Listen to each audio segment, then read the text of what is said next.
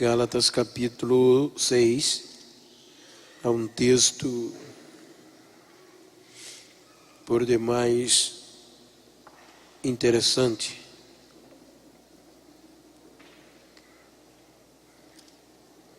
O texto do capítulo 6, versículo 17 diz o seguinte: desde agora ninguém me inquiete, porque trago no meu corpo as marcas do Senhor Jesus. Quero tornar os vossos assentos. Quero pedir perdão aos irmãos pela voz da minha fônica, desde que dias passados eu estava acamado com a forte gripe e ainda não me recuperei totalmente. Queridos, como vinha falando, que nós somos chamados para um propósito e um propósito missionário. Por isso a palavra missão quer dizer é um ato de enviar plenamente em nosso vocabulário. E quem é enviado geralmente não é fácil.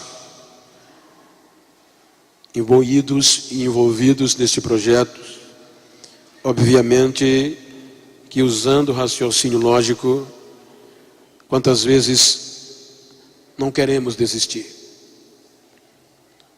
pois esta é uma obra bombardeada em que não lutamos contra a carne nem contra o sangue, mas contra potestades do mal.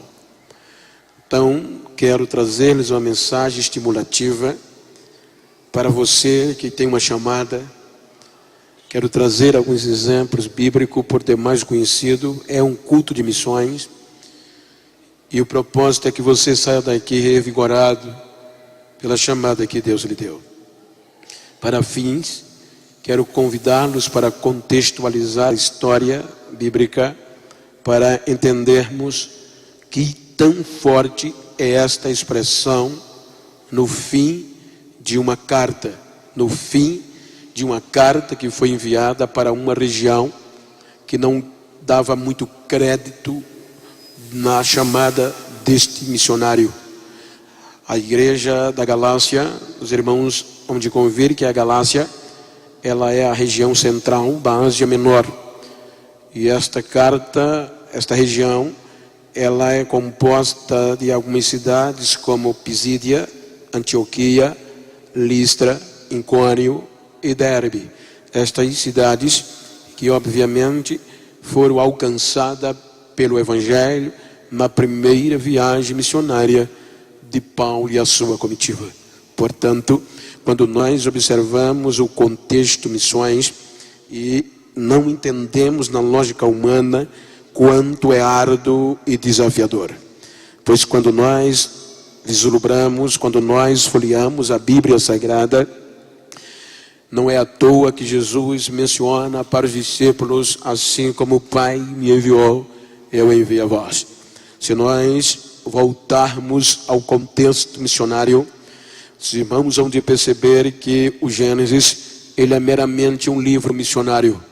O livro do Gênesis é o livro do começo, aonde está inserido a criação, a queda e o início de uma restauração. Se nós observarmos o contexto histórico, a Bíblia mostra que desde a queda do homem, desde que o homem foi ludibriado pelo pecado, Deus persiste e insiste em resgatá-lo. Toda a história bíblica, daqui para frente, do Gênesis ao Apocalipse, está voltado para este fim, para o trabalho da restauração.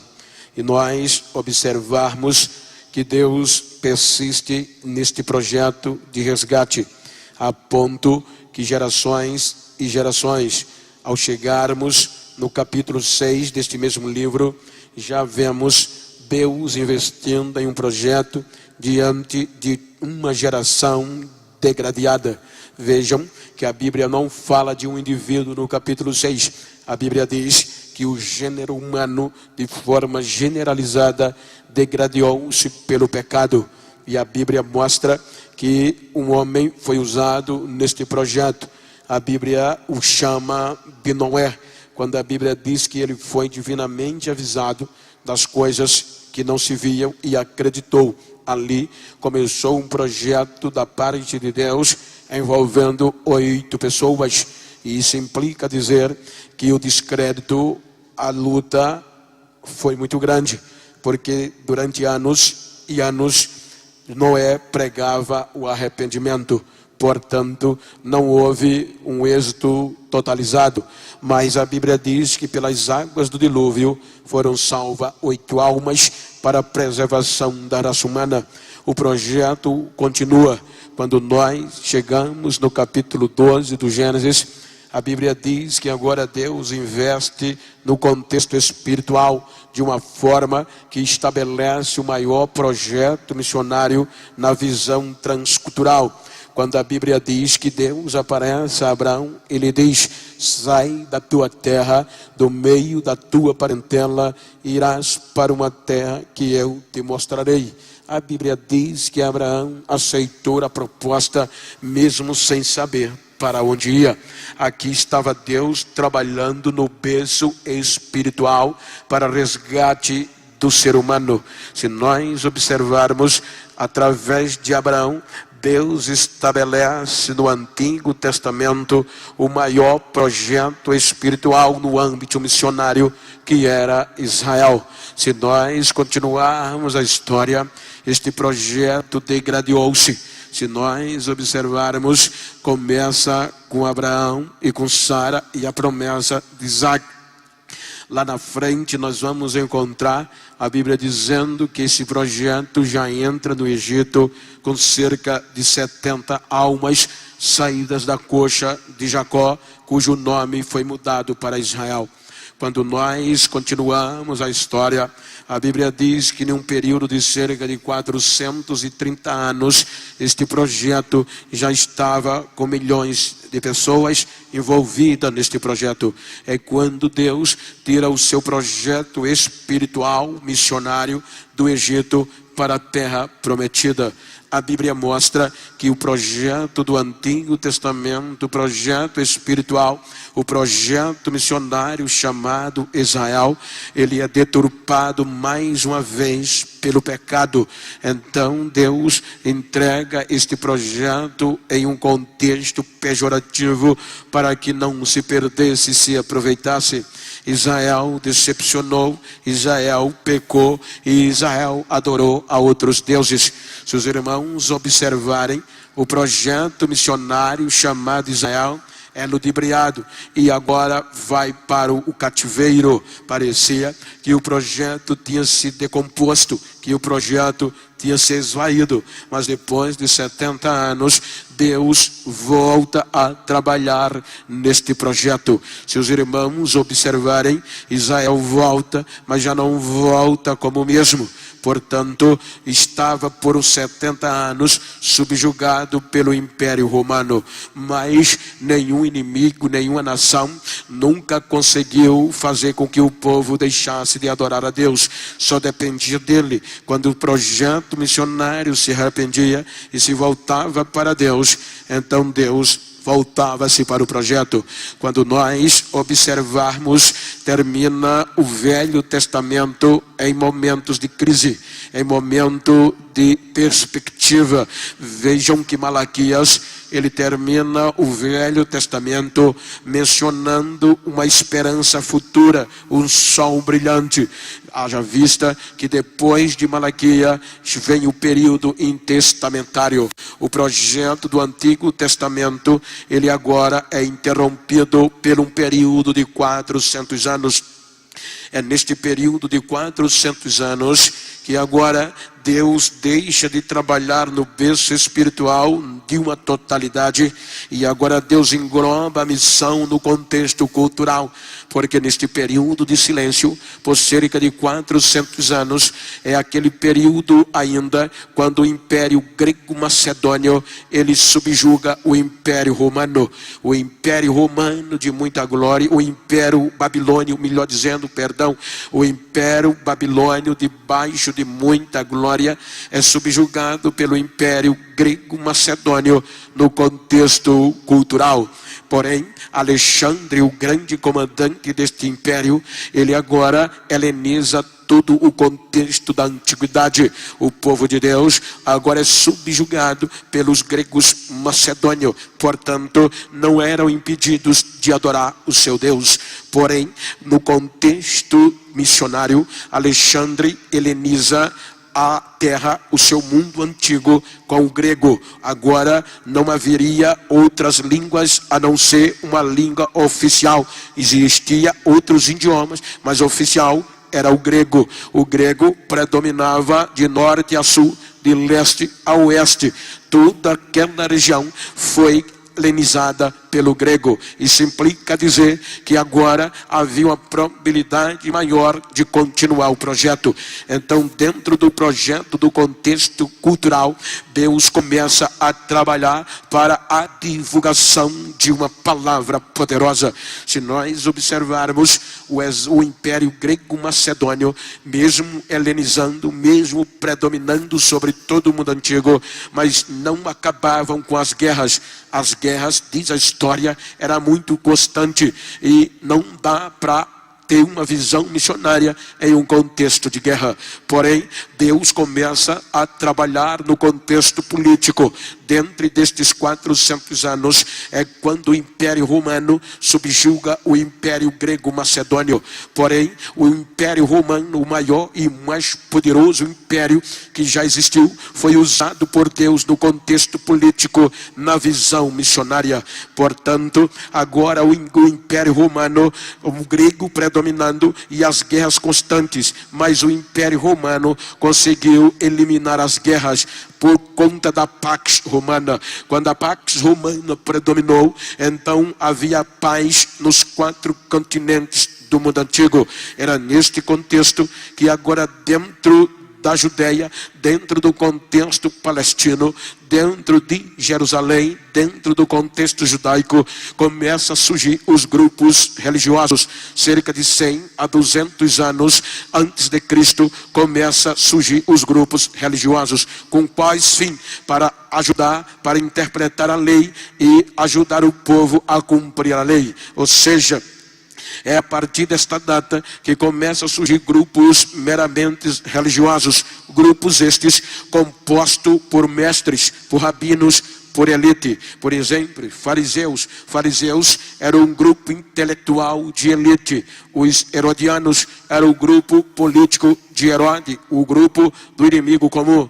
Também os essênios. Os essênios, eles acreditavam na santificação pela purificação do corpo e congregavam no deserto. Também tinha os zelotes. Os zelotes, eles não aceitavam o domínio do Império Romano sobre o povo de Deus, porque para os zelotes só Deus poderia governar o seu povo. Por isso que eles batiam contra uma guerra armada para defender o povo dos romanos. Portanto, quem sobressai entre eles é os fariseus. A palavra fariseu quer dizer segregados, santos, separados. Os fariseus, composto de sacerdotes, composto da elite sacerdotal, composto também de escribas, só homens que entendiam minuciosamente da lei, da Torá, que é os 5 primeiros livros da lei, a lei escrita. Então o grupo dos fariseus, eles sobressaem a ponto que o povo reverenciava, que o povo tinha estes componentes como os santos. Ser fariseu era digno de maior honra, e ser mestre era digno de honra maior. Então, dentro deste contexto normal de guerra, de missões, então Deus começa a trabalhar, porque a Bíblia diz que agora os mestres começam a dar a interpretação dos 5 livros, que era a Torá, e daí surge a lei oral. Agora a lei escrita e a lei oral. A lei escrita eram os 5 livros, a lei oral era a interpretação que era conhecida como Talmud. Portanto, esta lei oral era muito boa, extraída do contexto da escrita. Haja vista que os irmãos hão de convir que havia uma necessidade. Portanto, a lei é boa, mas este grupo deturpou, porque este grupo agora, os mestres, interpretavam a lei. Eram 613 pormenor, 248 permissiva e 365 proibição, ou vice-versa, salvo engano. Portanto, havia um contexto normal, era que uma criança, ela sempre era obrigada na ética e na norma decorar estes livros. Os irmãos hão de convir que na cultura judaica estes começaram com 6 anos de idade. Nenhuma criança judia é analfabeta totalmente. Quando eles completam 6 anos de idade, eles começam a escola primária segundo a história. A escola primária, ela acontece da seguinte forma: a criança, ela passa 4 anos estudando a lei escrita para decorar. Toda a criança judia, a partir dos 6 anos, elas começam a ser catequizadas acerca da lei escrita. O Pentateuco, a Torá, os 5 primeiros livros da lei, do livro de Moisés, os 5 primeiros livros de Moisés. Portanto, a Bíblia mostra esta Torá, mas no contexto normal, no contexto seguinte, a Bíblia fala de algo surpreendente. No contexto missionário, a Bíblia fala que quando estas crianças terminavam os 4 primeiros anos, eram com 10 anos. Então os mestres rabínicos judaicos, eles selecionavam os inteligentes, continuavam mais 4, mas os que não eram considerados inteligentes voltavam para casa, ou seja, ia aprender a profissão da família. Se o pai fosse pescador, ele agora ia ser pescador, mas também ele já tinha os 5 livros da lei decorado totalmente, então ia aprender a pescar. Se o pai fosse construtor de tenda, ele ia aprender a ser tenda. Em suma, a criança com 10 anos, considerada descartada porque não era tanto inteligente, não passava na primeira sabatina, ia aprender a profissão do pai. Era descartado pelos mestres rabinos judaicos. Portanto, os inteligentes continuavam a estudar, e agora eles iam decorar os outros livros do Antigo Testamento, histórico, profético, sabedoria e etc.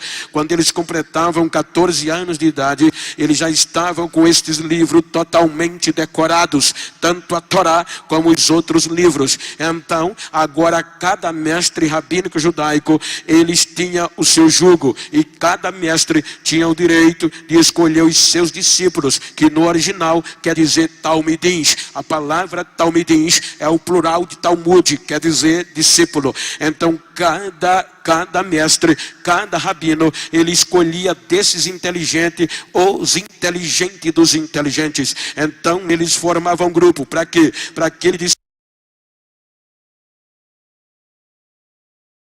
discípulo aprender aos pés do mestre. Havia um dito normal dentro do contexto de Judá, que há um dito que dizia que cada discípulo, ou cada talmidim, tinha que terminar o dia coberto com a poeira do pé dos seus mestres. Ou seja, a história diz que era obrigação de cada discípulo não perder um passo do mestre. Ou seja, era 3 passos de diferença. Os inteligentes dos inteligentes eram que eram os escolhidos pelos grupos aqui da lei. Ou seja, se o discípulo ia com o mestre, onde o mestre passasse, o discípulo tinha que entrar. Se o mestre entrasse na água, o discípulo ia atrás. Se o mestre andasse na poeira, o discípulo ia atrás. A obrigação era ele não perder uma palavra, um gesto do que o seu mestre fazia. Por quê? Porque o texto dizia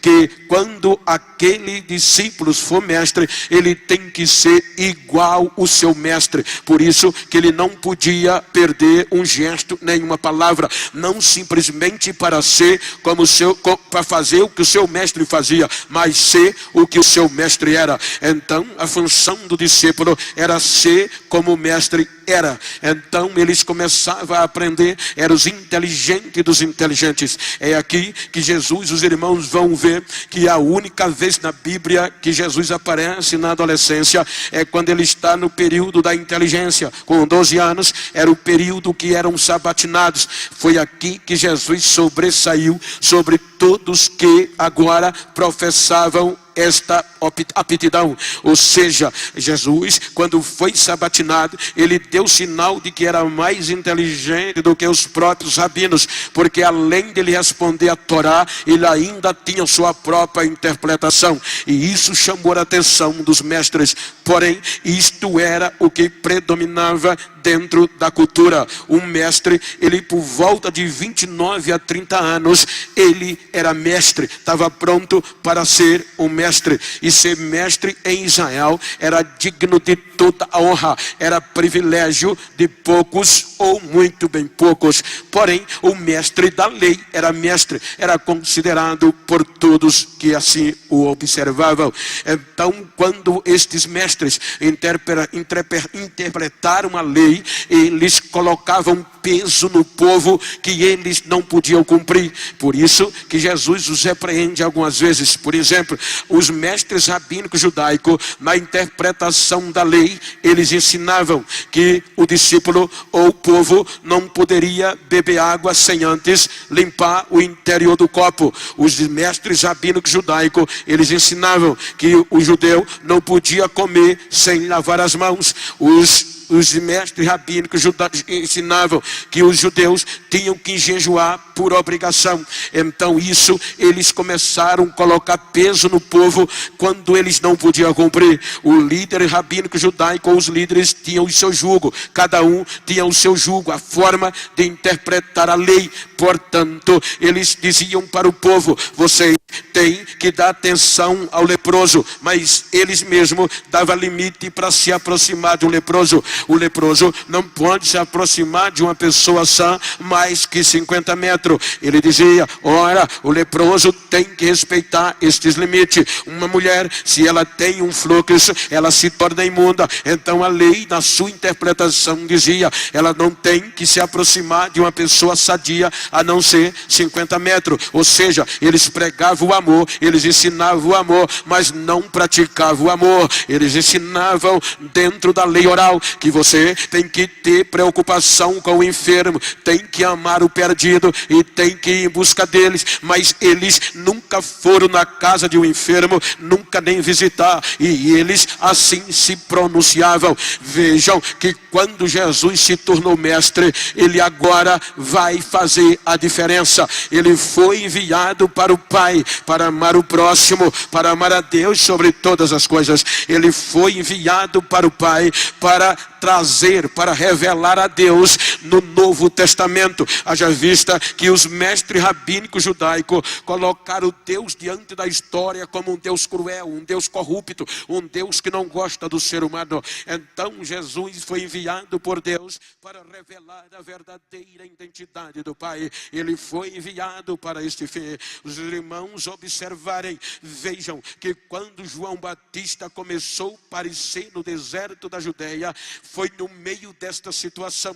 O que é que ele, Jesus, pega? Um povo deturpado, um sistema corrupto, mas era a obra missionária. A Bíblia diz que quando Jesus soube que prenderam João Batista, ele começou a pregar no deserto, ele começou a pregar e a dizer: arrependei-vos e crede no Evangelho, porque o tempo está próximo. Então o passo seguinte foi que Jesus agora foi escolher os seus discípulos. Jesus era mestre, e quer ver uma coisa extraordinária? Era a maior honra para qualquer judeu ser chamado para seguir um mestre. Era honra indizível, era honra só para os inteligentes dos inteligentes. Então a Bíblia diz que depois daqui, agora Jesus vai escolher os seus discípulos. Ou seja, Jesus, ele não vai buscar os inteligentes dos inteligentes, ele não vai atrás dos inteligentes sobre os outros.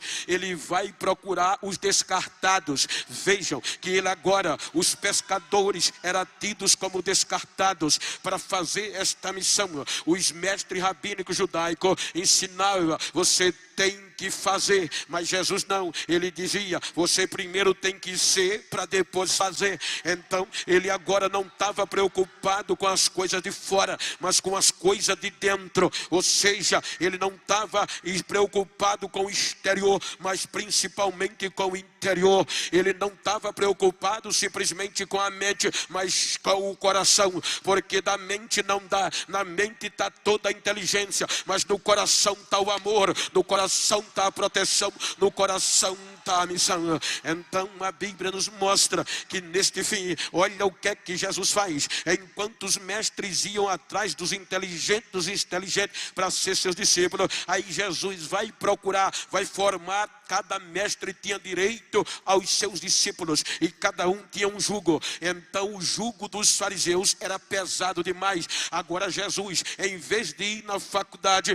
ele vai na beira do mar e encontra quem? Pedro, João, Tiago pescando. Deixa essa rede para ir. Veja que a autoridade de mestre era tão grande que na lógica humana não dá para entender, Elias, um ser humano deixar a profissão do pai para seguir uma proposta de alguém. Não, era a honra ser convidado para seguir um mestre em Israel. Então Jesus deixa o barco, deixa a rede, vem e segue-me. A partir de hoje eu vou fazer vocês pescadores de homens. Aí Jesus vai na alfândega, encontra um cobrador de imposto, tido como descarte, vagabundo, tido também como corrupto. Aí Jesus vai lá e diz: Mateus, deixa esse negócio aí e vem que você serve para mim também. Então Jesus vai atrás daqueles que ninguém dava valor. E o bonito é que Jesus quebra o jugo dos fariseus. Os fariseus colocavam um jugo pesado. Quando Jesus reúne os seus discípulos, ele grita: vinde a mim,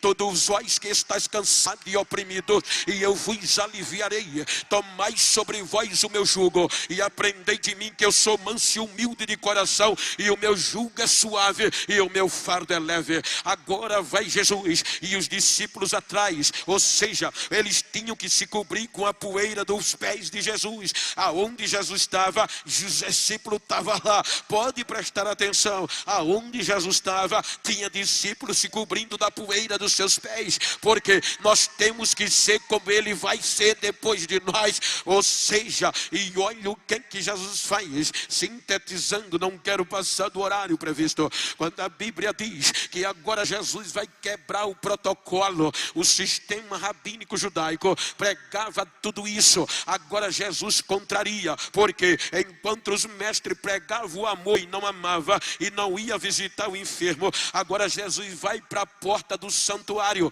Os mestres rabínicos judaicos não passavam nos alpendres, se passasse, passava ao largo e entrava na porta principal. Aí Jesus vai perto do tanque, só tinha coxo, só tinha gente sem esperança. Aí Jesus diz: aqui é um lugar bom de fazer missões, eu vou pregar aqui. Jesus começa a pregar, e antes de terminar a pregação, ele olhava para o coxo e dizia: queres cicação hoje? Ah, Senhor, a lei não me permite, eu estou aqui há tantos anos, ninguém joga na água. Eu perguntei se você quer ficar curado agora. Quero. Levanta, vai para casa, pega a tua cama, vai embora. Isso é obra missionária. Agora imagina, Jesus ia passando, enquanto os mestres rabínicos judaicos, junto com os inteligentes dos inteligentes, aí já vem Jesus, o rabi da Galileia, de onde ninguém acreditava. Com quem vinha atrás? Só gente da pior, só gente conhecido como ignorante. Já vem o grupo de missões, já vem Jesus e os missionários. Aí os leprosos ficavam sabendo, as mulheres que tinham fluxo, Jesus está vindo aí. Eles quebravam o protocolo da lei, o jugo dos rabinos judaicos, e corria para onde está Jesus. Os mestres rabinos saíam correndo, Jesus não parava. O leproso quebrava os 50 metros, chegava pertinho de Jesus e dizia: Senhor, se tu queres, tu pode me limpar. Jesus dizia: eu quero, fica limpo agora, eu vim para fazer isso, a minha obra é essa daí. aí, então, Jesus começa a impactar o sistema, amados. Missões, o amor, o acolhimento, o amor ao próximo. Isto é missão. Não adianta dizer que é missionário se tem o coração magoado. Pode até ter, mas esta noite esse coração vai ser derretido. E eu quero saber se você está disposto comigo de sair daqui revigorado. Então o sistema disse: vamos acabar com ele. Ele está nos prejudicando. Mas eles não podiam matar Jesus a hora que queria, porque Jesus era mestre, e ser mestre tinha que ser respeitado. O que é que eles fazem? Eles querem pegar Jesus de um erro, mas Jesus era mestre. Ou seja, pode observar que as mensagens de Jesus impactava tanto que até mestre ia procurar ele, como Nicodemos. Senhor, nós sabemos que tu és mestre vindo de Deus. Ora, outra vez, só para você ver o que era respeito para o mestre. A Bíblia diz que Jesus foi convidado para jantar na casa de um mestre de alta potente chamado Simão. Quando Jesus chega na casa de Simão, na lógica, na cultura de hospitalidade, tinha alguns requisitos necessários. Primeiro, se eu fosse visitar a sua casa, você como judeu, se eu fosse escravo, você me recebia, me ungia na orelha. Se eu fosse um convidado comum, você tinha que lavar os meus pés para o jugo da sujeira ficar fora. Se eu fosse mais ou menos, você me ungia na mão. Mas se eu fosse na sua altura, você tinha que me ungir na cabeça, na testa, reconhecendo que eu era igual a você. Aí Jesus entra na casa de Simão, e Simão não dá nem bola para Jesus, porque só tem ignorante aqui, eu vou nem me dobrar. Aí quando eles começam a jantar, aí vem uma mulher perdida para o Simão, para os mestres. Aquela mulher senta aos pés de Jesus, derrama o perfume e começa a enxugar com os cabelos da cabeça. E aquilo perturbou Simão, que era mestre, entendia da lei. Aí ele murmura no coração: se este soubesse quem é esta mulher, olha que amor desgraçado do mestre Simão, ele bem saberia quem era ela. Aí Jesus olhou para Simão e disse: Simão, eu tenho uma coisa a dizer-te. Olha o que é que Simão diz: dize-a mestre. Ele reconheceu agora que Jesus era mestre. Jesus disse: olha, alguém devia muito e lhe perdoou, o outro devia pouco, também lhe foi perdoado. A quem mais amou? Aí Simão disse: mestre, com certeza a quem mais perdoou. Jesus disse: disseste bem. Aí olha o que Jesus diz: eu cheguei na tua casa, tu não me desse água para lavar os pés, e nem me ungisse a mão, e nem me saudasse com um beijo no rosto, e nem me ungisse de óleo a cabeça. Jesus estava dizendo: eu sou igual a você, ou maior que você, e você não reconheceu. Veio essa que ninguém dá nada e está me ungindo os pés com o melhor que ela tem, e ainda está enxugando com os cabelos. Jesus era respeitado, tinha que respeitar.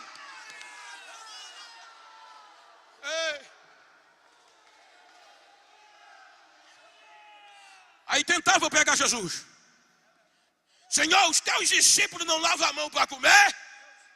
Aí Jesus dizia: não, aqui é diferente. O que contamina o homem não é o que entra, é o que sai. Senhor, os teus discípulos estão comendo espiga no dia de sábado? Aqui está quem é maior do que o sábado. Eles sempre não pegavam Jesus. Aí disseram: vamos matá-lo. Veja que a ideia de matar não veio do Império Romano. A ideia de matar Jesus veio dos mestres, do sistema poderoso. Só que eles queriam matar Jesus, primeiro, para cumprir a lei, que eles estavam ignorantes acerca disso. E segundo, eles queriam matar Jesus de uma forma tão absurda. Para quê? Para que depois dele morto, os discípulos dele não quisessem ser como ele era. Você está entendendo agora? Qual era a obrigação de um discípulo na cultura judaica? Ser como seu mestre era o maior que ele. Você lembra que alguém um dia perguntou, Jesus disse: vocês vão fazer mais coisas do que eu. Vocês vão ser maior. Agora o sistema quis pegar Jesus e matá-lo de uma forma tão cruel para acabar, e os discípulos deles não quiserem ser nada do que foi Jesus. Ei. Agora imagina, 12 homens, cuja história dizia que se houvesse uma entrevista psicológica na visão de Augusto Cury, o único que poderia talvez passar seria Judas. Os outros não eram aprovados.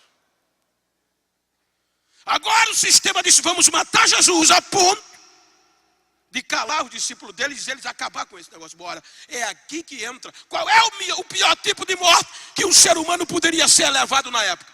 A morte de cruz.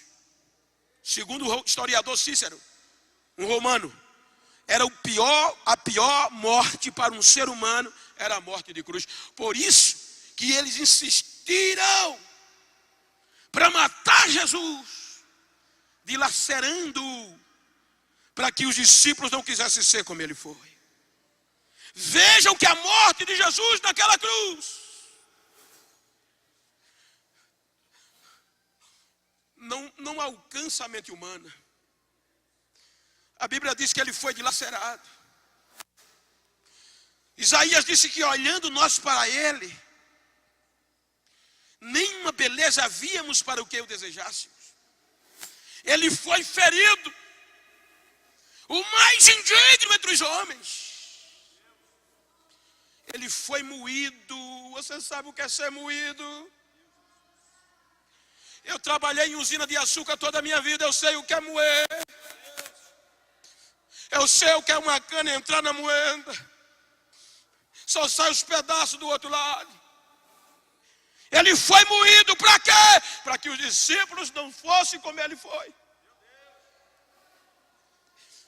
A Isaías diz que pelas suas feridas, o castigo que nos traz a paz estava sobre quem?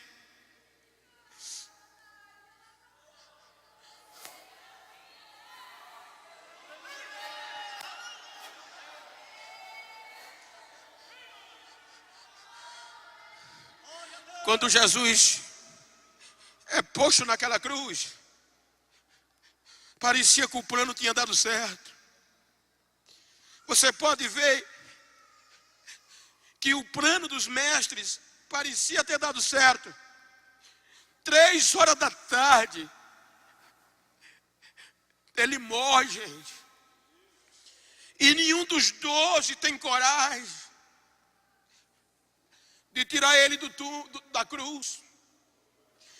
Só tinha 3 horas, porque o dia terminava às 18, às 6. Se Jesus não fosse tirado da cruz nessas 3 horas, seria enterrado como indigente. Enquanto os 12 saíram, pensávamos que era ele.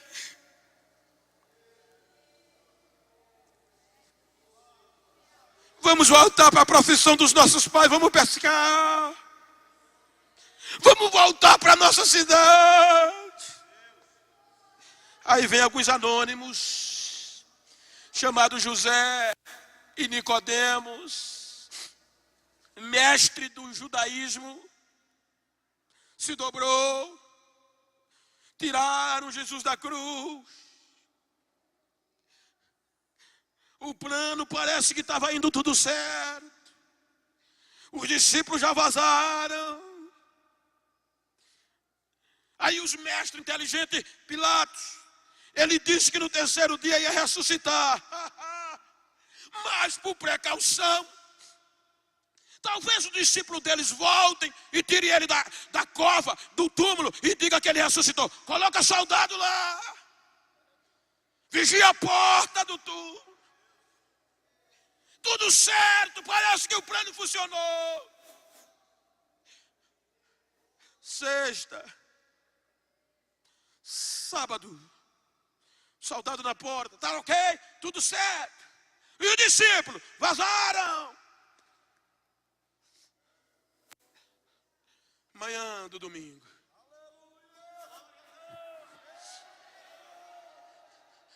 Manhã do domingo. Eles fecharam a porta de baixo. mas a porta de cima eles não conseguem fechar. Eles fecharam a porta de pedra, mas a porta do céu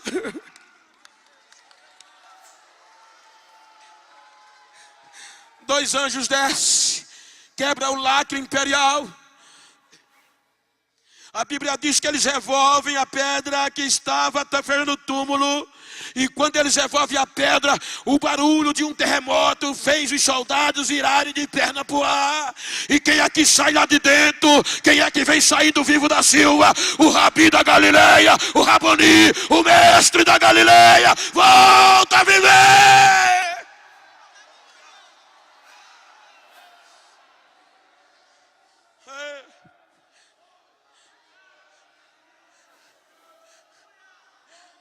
Volta a viver. E quando ele volta a viver, ele não vai. Não são os discípulos que vão procurar ele. Ele vai atrás de um por um.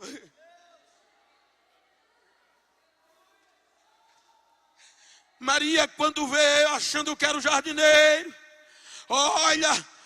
E ele diz Maria, ela conhece a voz. E qual é a primeira coisa que ela diz? Raboni, que quer dizer, meu mestre, o Senhor está vivo, meu mestre. Não me retenha.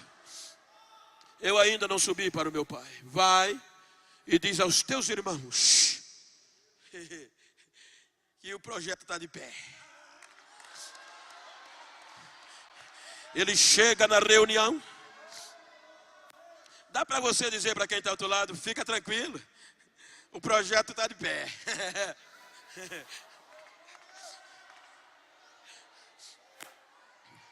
Ele chega onde estão os discípulos.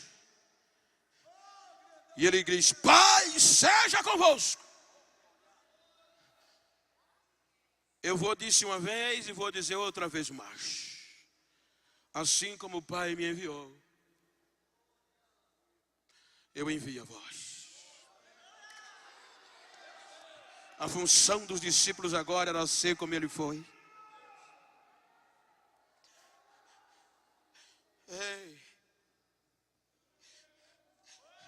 É aqui que o sistema não consegue entender, gente.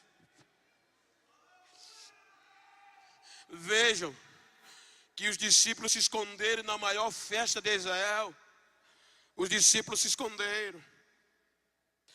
Porque ser como Jesus foi era suicídio. Porque o sistema estava corrompido. E o sistema já matou Jesus para que os discípulos não fossem como ele foi.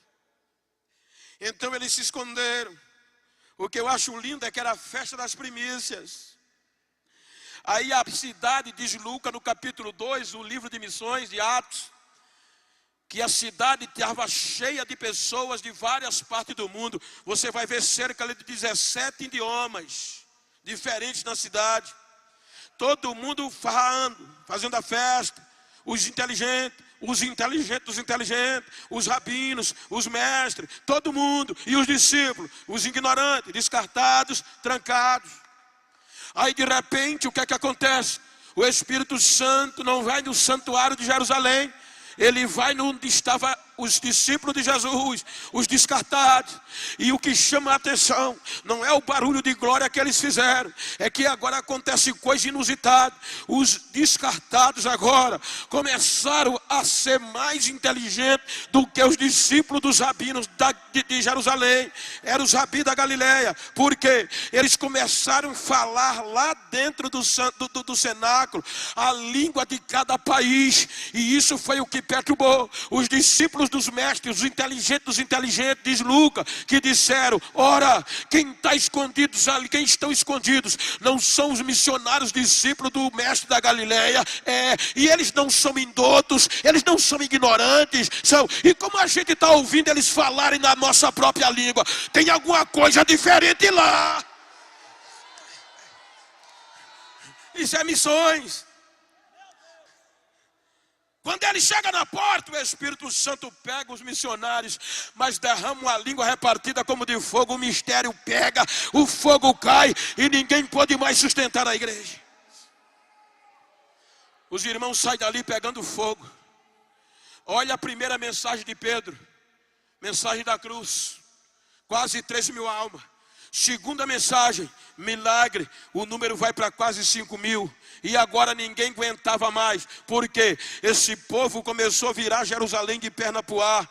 E o que é que acontece? Agora o sistema ficou doido. Os mestres diziam, tem que parar, joga eles na prisão. Colocava eles na prisão de tarde. Quando era de noite, o anjo descia e tirava eles sem abrir a porta. A história diz que o evangelho chegou em Antioquia, pegando fogo. Aí o imperador mandou ordem, eu quero que você prenda esses cristãos. Eles não podem continuar. Aí os cristãos agora eram presos. Aí piorava, porque quem ia preso fazia missão lá dentro. Abria congregação dentro do presídio. Quem estava fora não tinha medo, continuava pregando. Aí o imperador dizia, mata, vamos ver se ele vai ser como eles foram. Como ele foi, mata eles. Aí o governador matava 2. Aí já tinha 4 querendo ser como Jesus foi. Matava 4, já tinha 8 querendo ser missionário de Jesus. Não tem como parar, não tem como parar.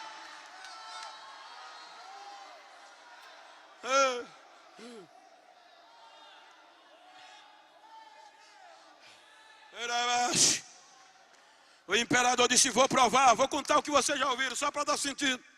Vou provar que esse Jesus está morto. E eles não podem ser como esse Jesus foi. Mandou fazer um tacho bem grande. Mandou encher de azeite inflamável. E mandou prender os cristãos. Quem é discípulo desse Jesus da Galileia, que morreu, manda prender. E amarrava um no outro. Mandou, chegou o dia, reuniu todos os romanos que pôde, reuniu os crentes presos amarrados, mandou tocar fogo no tacho, o fogo pegou, os soldados esperando a ordem, o imperador esperava que os crentes desistissem, eles vão desistir quando vê o azeite e o fogo, mas os irmãos não desistiam. Aí o imperador dizia aos soldados, entrem, pegue de 2 em 2, se eles não desistirem, jogue-os dentro do fogo. E os soldados entravam no corredor, quando os crentes viam os soldados vir, e o fogo pegando, os crentes queriam se soltar um do outro, correr. Aí eu disse, o pastor que me levou lá, eles queriam correr com medo. Eles disse que com medo nada, eles queriam correr para dentro do fogo, que não era digno de ser como o mestre foi. Quando eles viam o fogo e viam os soldados, um queria, me solta, só viu o barulho da corrente. Mas o que está acontecendo? Eu vou primeiro, quem vai para o fogo primeiro sou eu quero ver o meu mestre, eu quero ver o meu mestre. E eram jogados dentro do fogo. Não dava 10 a 15 minutos, os romanos se calavam. Porque o fogo não queimava os crentes. Os romanos fechavam a boca, porque os crentes que eram jogados dentro do tacho começavam a pular de dentro, sem nenhuma queimadura e as correntes quebradas.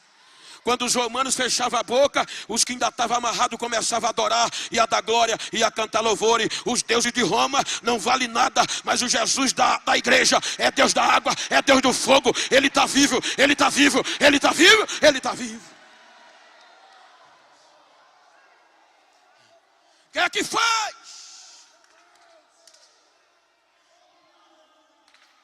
Tem alguém inteligente? Vou sintetizar. De um lado, os discípulos de Jesus, sendo como ele foi. Do outro lado, os mestres rabínicos e os seus discípulos inteligentes. De um lado, os discípulos de Jesus.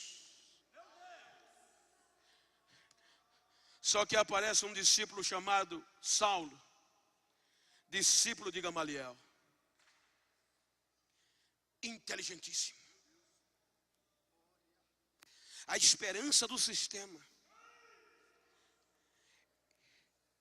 foi depositada em Saulo para acabar com os discípulos de Jesus. Por quê? Na ótica normal, na ótica do sistema, Saulo entendia vírgula por vírgula da lei. Ele era inteligentíssimo. E do outro lado, os discípulos, pescador, ex-prostituta, pedreiro, carpinteiro. E o sistema deu todo o apoio ao inteligente Saulo de Tarso. A história diz que Saulo, a Bíblia diz em Atos, que Saulo arrebentou com os ignorantes. Veja que o Saulo, discípulo de Gamaliel, e Gamaliel era um dos maiores mestres honrados dentro de Jerusalém. Saulo arrebentou com os discípulos do mestre. A Bíblia diz que os discípulos fugiram de Jerusalém, exceto os apóstolos. Mas todos os missionários fugiram, porque além de ele ser inteligente, era zeloso da lei, que um discípulo do mestre era treinado para isso. Eles viviam para zelo da lei. E Saulo matava os irmãos, consentia, dava ordem. Saulo colocava os irmãos para correr. Mas o bonito é que a ameaça desse grande inteligentíssimo não calava a boca dos crentes. A Bíblia diz: enquanto os irmãos corriam, por onde passava, ia pregando a palavra de Deus. Chegam em Damasco e viram a cidade de Damasco de perna para o ar. Jesus começou a salvar, a batizar em Damasco. E a notícia chegou nos ouvidos do grande Dr. Saulo de Tarso. Aqueles crentes, quais? Os discípulos do Rabi da Galileia, estão virando Damasco de perna para o ar.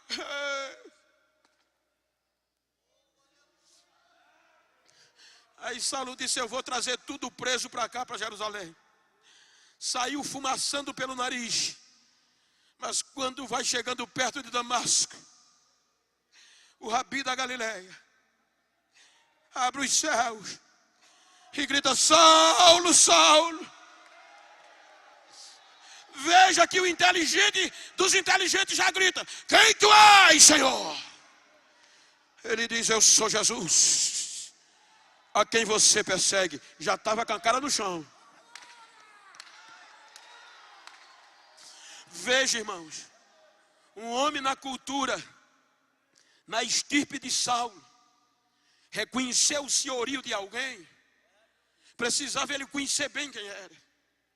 Veja que ele não chama você em nenhum momento. Primeiro ele já reconhece que era alguém maior para derrubar ele. Quem é, Senhor? Depois que Jesus diz a Senhor que era ele, ele ainda diz: Senhor, o que é que queres que eu faça?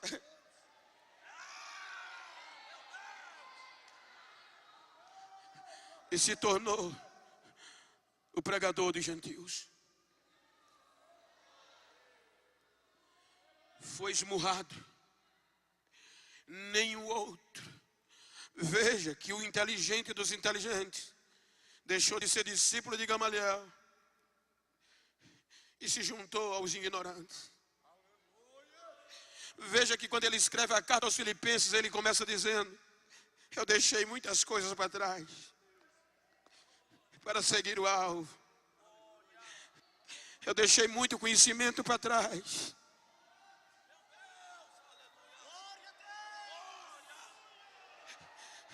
Conhecimento é bom, mas missão não faz simplesmente conhecimento. Conhecimento é ótimo, mas missão é coração. Missão é coração. Missão é coração.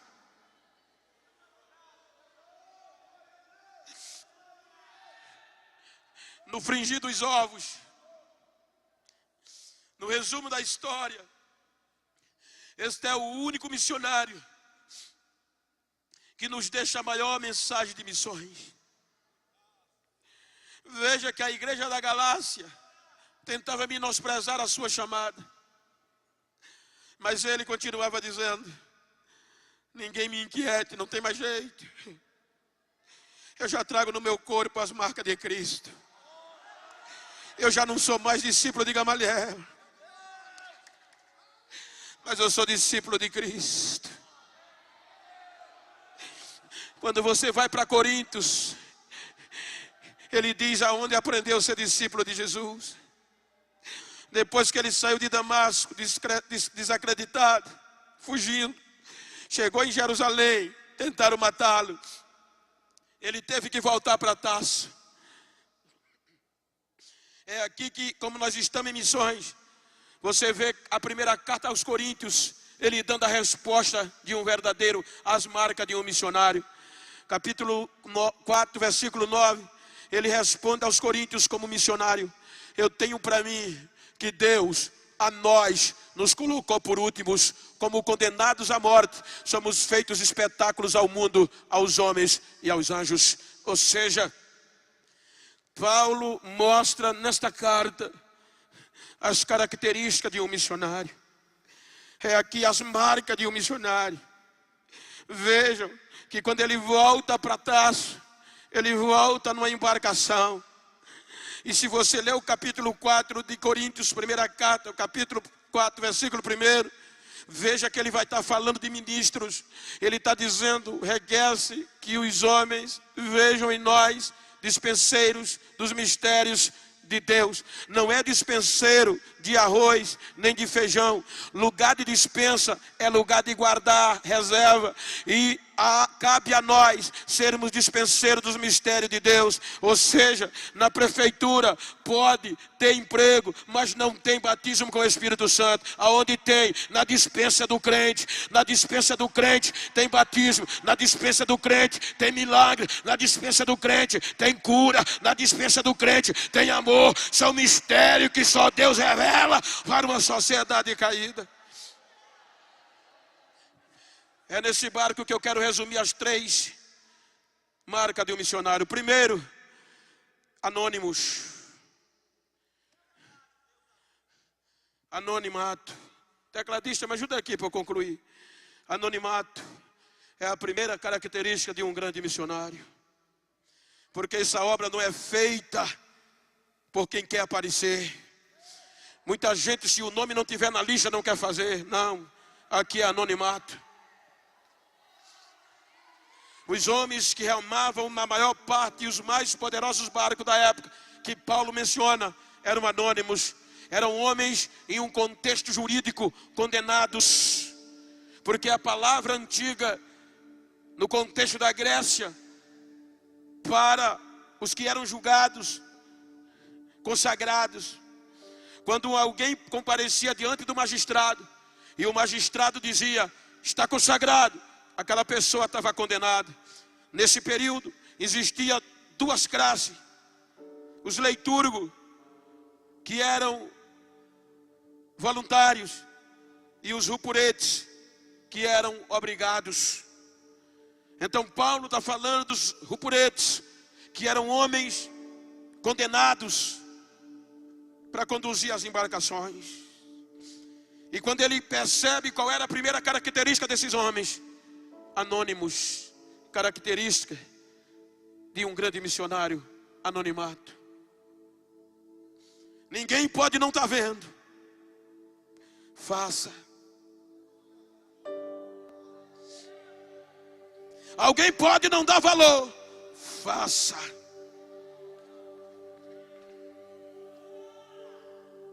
A segunda característica, segunda marca: as mãos calejadas. Foi o que Jesus ensinou aos seus discípulos: se puser a mão no arado, não pode mais voltar para trás. Aqueles discípulos não dava para voltar. Veja que todos foram mortos de formas cruéis, mas não voltavam mais. Disseram: você, Pedro, vai ser crucificado feito o seu mestre foi. Eu não sou digno de morrer como o meu mestre. Me crucifique de cabeça para baixo. Muitos morreram a pauladas, mas não desistiam. Mãos calejadas, mas os remos nas mãos. Solta o cabo danado. Soltava o cabo. Tempestade, vento contrário, mas eles não abriam a mão, remavam. Muitos morriam com a mão fechada, grudada no remo. Terceira característica, os lombos feridos. Quanto mais remava, mais o chicote batia. Sejam sinceros comigo, não tem hora que dá vontade de parar. Sejam sinceros. Não tem hora que dá vontade de desistir. Mas diga para quem está ao seu lado, dá para voltar, mas não. Tem que ser como ele foi. Diga, tem que ser como ele foi. Porque assim como ele foi enviado, nós somos enviados também.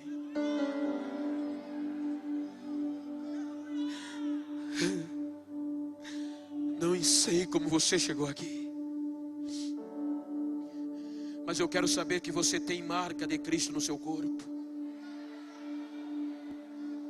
Fique de pé se você pode. Bata no peito assim comigo. Diga, a partir de hoje, ninguém me incomode, porque eu já trago no meu corpo as marcas de Cristo. Se você pode, se você está de frente ou está perto de uma pessoa do mesmo sexo, vamos conjecturar. Vira para ela assim como eu estou com o pastor Elias aqui.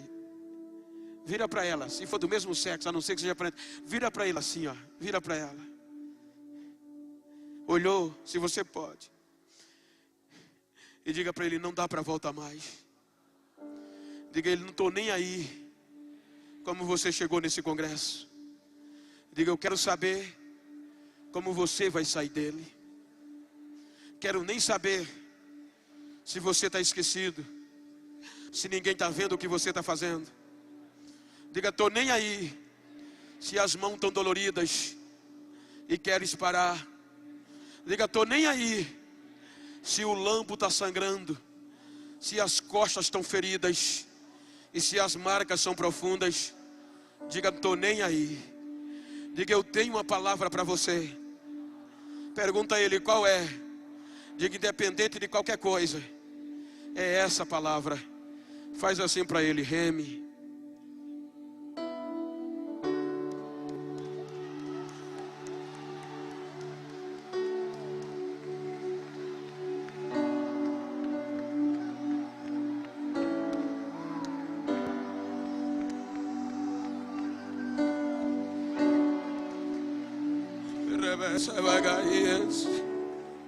Não dá para parar. Eu trago no meu corpo as marcas de Cristo. Eu tenho que ser como Ele foi, porque assim como o Pai enviou, Ele me enviou.